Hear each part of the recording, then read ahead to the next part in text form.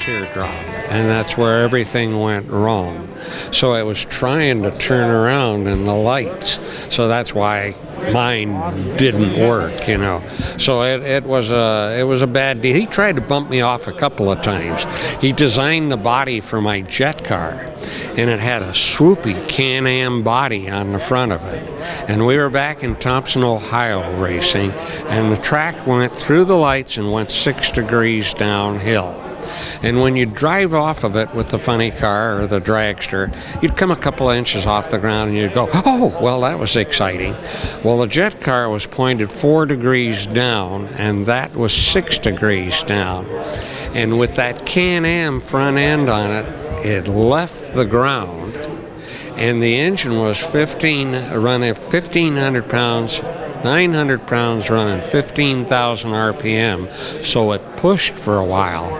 And the thing went off into the air and came about 8 feet off the ground, which felt like 80 feet off the ground, sitting in that little cockpit up there. And the wind was blowing. It did a little wing over to the right and set down along the track, and it had rained that day, and it stopped in 400 feet and about sifted me through the shoulder harness. We didn't have ONS devices and all that. And it threw my head so hard forward that it crushed the front side of 3 vertebrae. That's about that far away from doing a Dale Earnhardt where he pulled the skull out of the thing.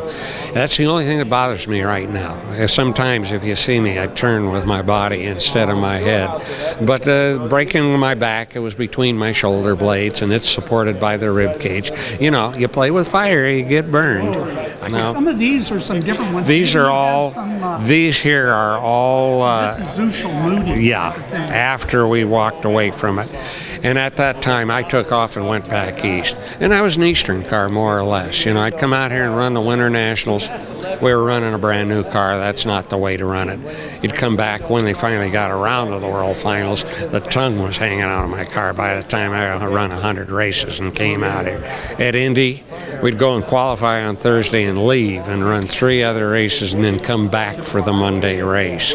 So that wasn't the way to win a national event. It was good enough to qualify and stayed qualified, you know, with the 40 cars they had back there. But I won Indy once. The first time I ran there in '65, we won the Monday top eliminator race. But that's when they let the class car stand out. And after wading through the field, you had the race. Who was it? Perdone, sitting there all nice and fresh and ready to go. So I don't want to hear these guys crying about re-racking the points nowadays. NH has always had a thumb in the pie, ruining it one way or another. So that's always been like what's been tough about Bakersfield too, is one guy sits out, run, then the next day. Yeah, because you know, Bakersfield, they had 100 cars there at one time. But they used to run 32-car fields at the national events.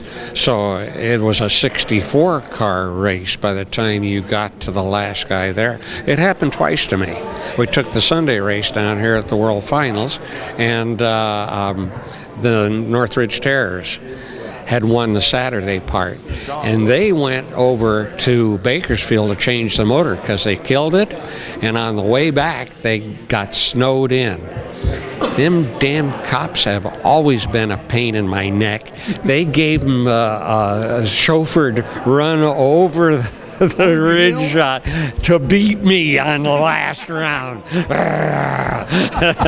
Them cops. Tin gods, flat feet, whatever they call them. That's funny. I never heard that one. I was counting my chickens before they hatched because we were getting ready to push up and run, and I see that darn trailer come rolling in there. So what can I tell you? Yeah. But it worked, you know. It's all what makes racing wonderful, you know. Well, I was breath and britches, so I had the little guy out for attitude. Those cops were RoboCop. The cars were RoboCop outfits that I slapped on, so I took to that like a duck to water, you know. I gave up a flourishing little movie career. I'd done it for 20 years, you know.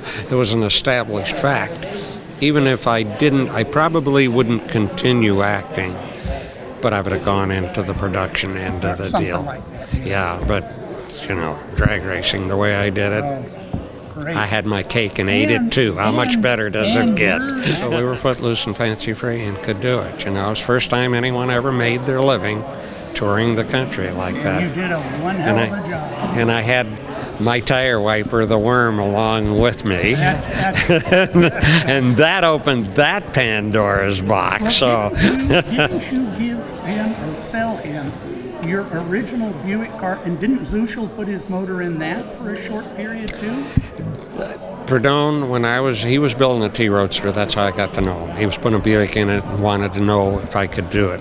Skip Torgerson said he's a hell of a painter, why don't you have him paint your car? That's how we got together. And he was really a good kid in the day, and I asked him if he wanted to go on tour with me. So when we were out on tour, I'll make this quick as possible, told him to can the Roadster. I've still got my single-engine car. Try it. If you like it, buy it. If you don't, then nothing ventured, nothing gained. So I sold him his first car on the no money down, no payment plan. And it took me a while to catch up with him after that. But then we were sitting at Tony Nancy's place again. Zeuschel wandered in, and I said, hey, you've got that motor of yours, nothing to run it in. Why don't you sneak it into Bernone's car? Because we had Scoville Brothers engine in there before. So we had the can, the headers, everything. All you had to do was bolt it in. That's another time I should have kept my opinion of myself, and we wouldn't have been bothered with the Worm all these years. I know, exactly. A couple of times. Went out once, and I lit it again. No one ever called me the sharpest knife in the drawer, what can I tell you?